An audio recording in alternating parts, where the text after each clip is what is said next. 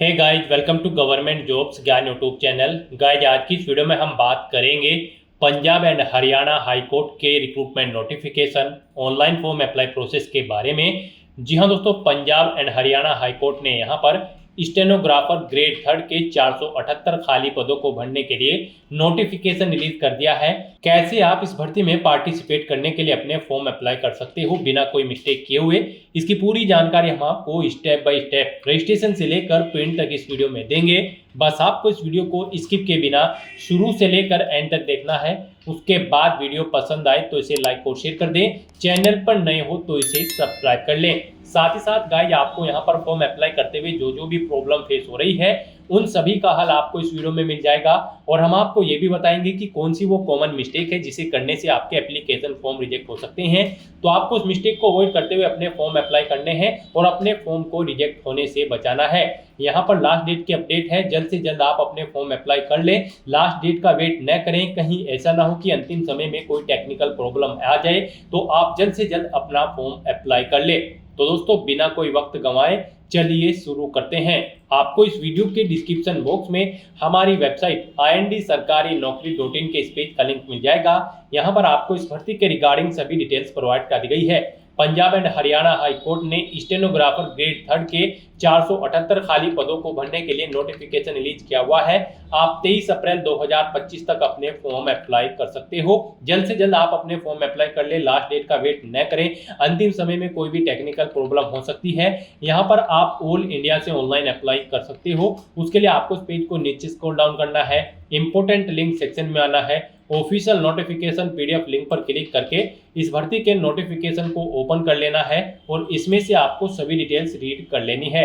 यहाँ पर आपको सभी डिटेल्स प्रोवाइड कर दी गई है, जैसे कि क्या पोस्ट का नाम है, कितनी उसके लिए नंबर ऑफ वैकेंसीज है, कौन सी कैटेगरी के लिए किस डिपार्टमेंट में कितनी वैकेंसीज है, पूरी जानकारी यहाँ पर आपको दे दी गई है। कैसे आप अप्लाई कर सकते हो, कब से कब तक अप्लाई कर सकते हो, क्या आपका एलिजिबिलिटी क्राइटेरिया होना चाहिए, पूरी डिटेल यहाँ से आप रीड करें। उसके बाद अपने फॉर्म अप्लाई कर लें। फॉर्म अप्लाई करने के लिए भी आपको हमारी वेबसाइट के इसी पेज पर ही अप्लाई ऑनलाइन का लिंक दिया गया है। जैसे ही आप इस लिंक पर क्लिक करेंगे तो आपके सामने यहाँ पर ये Punjab and Haryana high court का ऑनलाइन पोर्टल ओपन हो जाएगा। गाइस, यहाँ पर अगर आपने पहले से रजिस्ट्रेशन कर रखा है तो आपको यहाँ पर लॉगिन की टैब पर क्लिक करना है और लॉगिन करके अपना फॉर्म अप्लाई कर लेना है। और अगर आप यहाँ पर इस भर्ती के लिए फर्स्ट टाइम अप्लाई करने जा रहे हो तो सबसे पहले यहाँ पर आपको अपना रजिस्ट्रेशन करना होगा। उसके लिए आपको रजिस्टर की टैब दी गई है, आप इस टैब पर क्लिक करें और अपना रजिस्टर यहाँ पर कंप्लीट कर लें, अपना रजिस्ट्रेशन। यहाँ पर रजिस्ट्रेशन का फॉर्म ओपन होने से पहले आपसे पूछा गया कि क्या आपने एडवर्टाइजमेंट में जो इंपॉर्टेंट इंस्ट्रक्शंस हैं उन्हें केयरफुली रीड कर लिया है। तो यहाँ पर आपको यस ऑप्शन पर क्लिक करना है, सबमिट के बटन पर क्लिक कर देना है।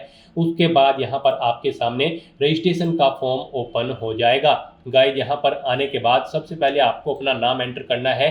उसके बाद यहाँ पर आपको अपनी डेट ऑफ बर्थ इस कैलेंडर में से सिलेक्ट कर लेनी है।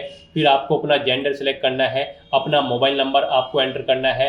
अपना मोबाइल नंबर एक बार फिर से एंटर करके उसे कंफर्म कर लेना है। कोई अल्टरनेट मोबाइल नंबर है तो वो एंटर कर दें, नहीं है तो इस कॉलम को खाली छोड़ दें।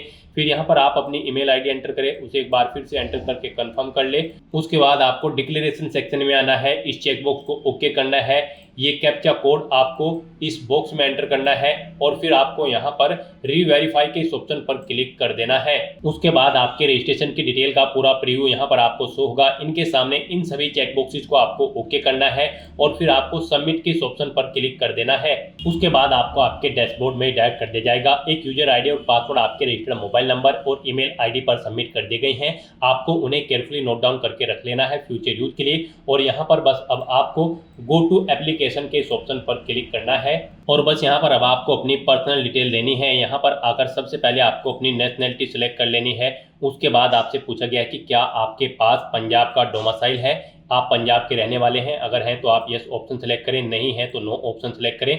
उसके बाद यहाँ पर आपको अपना मैरिटल स्टेटस सेलेक्ट कर लेना है। फिर यहाँ पर आपको अपनी मदर का नाम एंटर करना है। उसके बाद आपको अपने फादर का नाम यहाँ पर एंटर करना है और फिर यहाँ पर आपको अपनी कैटेगरी सिलेक्ट कर लेनी है। और उसके बाद गाइस, यहाँ पर आपको सेव एंड नेक्स्ट के इस ऑप्शन पर क्लिक कर देना है। नेक्स्ट यहाँ पर आपको अपनी एडिशनल डिटेल देनी है। यहाँ पर आपको अपनी डिसेबिलिटी की डिटेल देनी है। अगर आप फिजिकली डिसेबल्ड हैं तो आपसे पूछा गया कि क्या आप कंप्यूटर बेस्ड टेस्ट के लिए एक्स्ट्रा टाइम चाहते हैं। अगर चाहते हैं तो यस करें और फिर यहाँ पर आपको अपना डिसेबिलिटी का सर्टिफिकेट अपलोड करना होगा। और अगर आप नहीं चाहते हैं तो यहाँ पर आपको नो ऑप्शन सेलेक्ट करना होगा। उसके बाद यहाँ पर आपसे पूछा गया है कि अगर आप डिसेबिलिटी आपको किसी प्रकार की है तो यहाँ पर आप स्क्राइब चाहते हैं एग्जाम देने के लिए, अगर चाहते हैं तो यस ऑप्शन सेलेक्ट करें। फिर भी आपको अपने डिसेबिलिटी का सर्टिफिकेट यहाँ पर अपलोड करना होगा, नहीं चाहते हैं तो नो ऑप्शन सेलेक्ट करें। फिर आपसे पूछा गया है आप एग्जाम के दौरान क्या यहाँ पर कोई डिवाइस अपने साथ लेकर जाएंगे, जैसे कि मोबाइल फोन या फिर कैलकुलेटर। अगर आप यहाँ पर यस ऑप्शन सेलेक्ट करते हैं तो फिर आपको यहाँ पर उस डिवाइस का नाम देना होगा और फिर यहाँ पर आपको सर्टिफिकेट देना होगा अपनी डिसेबिलिटी का, और अगर नहीं लेकर जाते हो तो फिर यहाँ पर आपको नो ऑप्शन सेलेक्ट कर देना होगा। गाइस यहाँ पर अगर आप एग्जाम के दौरान कोई एक्स्ट्रा टाइम चाहते हैं या फिर आप कोई स्क्राइब अपने साथ लेकर जाना चाहते हैं एग्जाम के टाइम पर, तो यहाँ पर आपको उसके लिए गाइडलाइन दी गई है। आप क्लिक हियर के इस लिंक पर क्लिक करें, आपके सामने एक गाइडलाइंस ओपन हो जाएंगी, इन्हें आप केयरफुली रीड करें और फिर यहाँ पर आप अपनी डिटेल दें और फिर आपको डॉक्यूमेंट्स आगे चलकर जब आप अपने डॉक्यूमेंट अपलोड करोगे तब आपको इसे अपलोड करना होगा। उसके बाद यहाँ पर आपको अब पूछा गया कि क्या आप रेगुलर एम्प्लॉय हैं पंजाब गवर्नमेंट के या फिर किसी अदर स्टेट गवर्नमेंट के। यहाँ पर अगर हैं तो आप यस ऑप्शन पर सेलेक्ट करें, ऑर्गेनाइजेशन का नाम दें, नहीं है तो आप नो ऑप्शन सेलेक्ट करें। उसके बाद आपसे पूछा गया कि क्या आपको किसी स्टेट गवर्नमेंट या फिर सेंट्रल गवर्नमेंट ऑफ इंडिया की तरफ से कभी रिमूव किया गया है, किसी सर्विस से हटाया गया है। अगर हटाया गया है तो आप यस ऑप्शन सेलेक्ट करें और फिर यहाँ पर अपने केस की डिटेल दें, नहीं हटाया गया है तो आप नो ऑप्शन सेलेक्ट कर लें। फिर यहाँ पर आपके कैरेक्टर से रिलेटेड आपसे क्वेश्चन पूछे गए हैं, आपको इनके आंसर यहाँ पर मोस्टली नो ही करने होंगे। उसके बाद यहाँ पर आपको सेव एंड नेक्स्ट ऑप्शन पर क्लिक कर देना है। नेक्स्ट यहाँ पर आपको अपनी कम्युनिकेशन डिटेल प्रोवाइड करनी है। आप अपना कोरोस्पोंडेंस एड्रेस यहाँ पर एंटर करें, अपनी कंट्री सेलेक्ट करें, स्टेट सेलेक्ट करें, डिस्ट्रिक्ट सेलेक्ट करें, पोस्टल कोड दें और उसके बाद आप अपना परमानेंट एड्रेस यहाँ पर एंटर करें। और अगर आपका परमानेंट एड्रेस आपके कोरोस्पोंडेंस एड्रेस के अकॉर्डिंग सेम है तो आप इस permanent address same as correspondence address के नीचे यस के इस ऑप्शन पर क्लिक कर दें। ऑटोमेटिकली आपका परमानेंट एड्रेस आपके कोरोस्पोंडेंस एड्रेस के अकॉर्डिंग फिल हो जाएगा और उसके बाद गाइड यहाँ पर आपको सेव एंड नेक्स्ट के इस ऑप्शन पर क्लिक कर देना है। नेक्स्ट यहाँ पर आपको अपनी एजुकेशनल क्वालिफिकेशन की डिटेल देनी है। गाइड यहाँ पर स्टेनोग्राफर ग्रेड 3 की पोस्ट पर अप्लाई करने के लिए आपके पास बैचलर डिग्री होनी जरूरी है आर्ट में या फिर साइंस के अंतर्गत। साथ ही साथ यहाँ पर आपको प्रोफेशंसी होनी चाहिए कंप्यूटर में, वर्ड प्रोसेसिंग एंड स्प्रेडशीट्स में यानी कि एक्सेल में, और साथ ही साथ यहाँ पर आपका 10वीं क्लास पास आउट होना जरूरी है और उसमें आपके पास पंजाबी लैंग्वेज एक सब्जेक्ट के तौर पर होनी चाहिए या फिर इसके इक्विवेलेंट आपने कोई एग्जाम पास किया हुआ होना चाहिए, तभी आप इस भर्ती में पार्टिसिपेट करने के लिए एलिजिबल होंगे। तो यहाँ पर अब आपको अपनी क्वालिफिकेशन की डिटेल देनी है। सबसे पहले यहाँ पर आपको अपनी 10वीं क्लास की डिटेल देनी है। यहाँ पर देना है सबसे पहले आपको अपने बोर्ड का नाम, उसके बाद आपको देना है अपने स्कूल या इंस्टीट्यूट का नाम, पासिंग ईयर आपको सिलेक्ट कर लेना है कब आपने अपनी 10वीं क्लास पास आउट की है। फिर यहाँ पर आपको देना है मार्क्स, कितने मार्क्स आपने ऑब्टेन किए हैं 10वीं क्लास में, फिर कितने मार्क्स में टोटल थे जिसमें से आपने मार्क्स ऑब्टेन किए हैं वो आपको यहाँ पर एंटर करने हैं। फिर इनके अकॉर्डिंग आपकी परसेंटेज यहाँ पर कैलकुलेट करके आपको शो कर दी जाएगी। उसके बाद यहाँ पर आपसे पूछा गया है कि क्या यहाँ पर 10वीं में आपके पास पंजाबी लैंग्वेज एक सब्जेक्ट के तौर पे थी या फिर आपने इसके इक्विवेलेंट कोई एग्जामिनेशन पास कर रखा है पंजाबी लैंग्वेज में। तो यहाँ पर आपको यस ऑप्शन पर क्लिक करना है, ये मैंडेटरी है और यस ही आपको यहाँ पर करना होगा, अदरवाइज आप एलिजिबल नहीं होंगे इस भर्ती में पार्टिसिपेट करने के लिए। उसके बाद यहाँ पर आपको अपनी ग्रेजुएशन की डिटेल देनी है। यहाँ पर आपसे पूछा गया कि क्या आपके पास बैचलर डिग्री है आर्ट में या फिर साइंस में, तो यहाँ पर भी आपको यस ऑप्शन सेलेक्ट करना है और फिर अपनी बैचलर डिग्री की डिटेल देनी है। यहाँ पर आपको सबसे पहले स्ट्रीम सेलेक्ट करनी है, बैचलर ऑफ आर्ट्स में है या फिर बैचलर ऑफ साइंस, आप अपने अकॉर्डिंग यहाँ पर ऑप्शन सेलेक्ट करें। उसके बाद यहाँ पर गाइड आपको यूनिवर्सिटी का नाम देना है, किस यूनिवर्सिटी से आपने अपनी बैचलर डिग्री की है, फिर आपने जिस कॉलेज से अपनी बैचलर डिग्री की है क्या वो रिकॉग्नाइज्ड है, तो यहाँ पर आपको यस ऑप्शन सेलेक्ट करना है। फिर यहाँ पर आपको पासिंग मंथ और ईयर सेलेक्ट कर लेने हैं इस कैलेंडर में से। फिर यहाँ पर आपने कितने मार्क्स ऑब्टेन किए हैं वो आपको एंटर करने हैं। फिर कितने मैक्सिमम मार्क्स थे जिसमें से आपने मार्क्स ऑब्टेन किए हैं वो आपको एंटर करने हैं।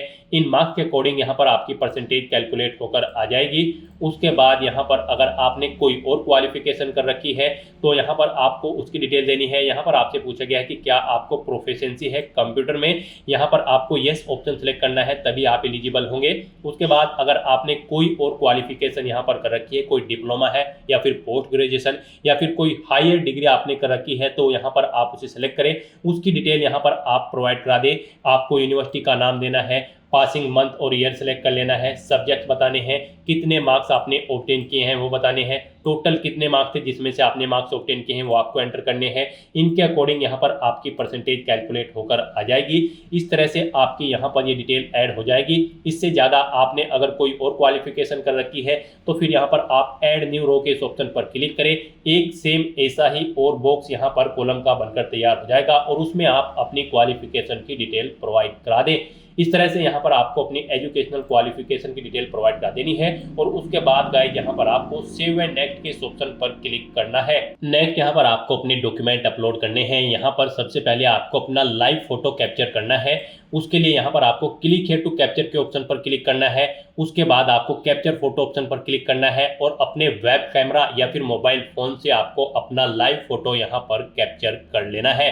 यहाँ पर आपका फोटो बिल्कुल क्लियर होना चाहिए। जहाँ पर आप अपना फोटो क्लिक करेंगे उस कमरे में या फिर उस पैलेस पर प्रॉपर लाइट होनी चाहिए। इन चीज़ों को ध्यान में रखते हुए यहाँ पर आपको अपना लाइव फोटो कैप्चर कर लेना है। उसके बाद यहाँ पर आपको अपना पासपोर्ट साइज फोटो अपलोड करना है। उसका साइज यहाँ पर 276x354 पिक्सल में होना चाहिए। आपको क्लिक है टू अपलोड ऑप्शन पर क्लिक करना है।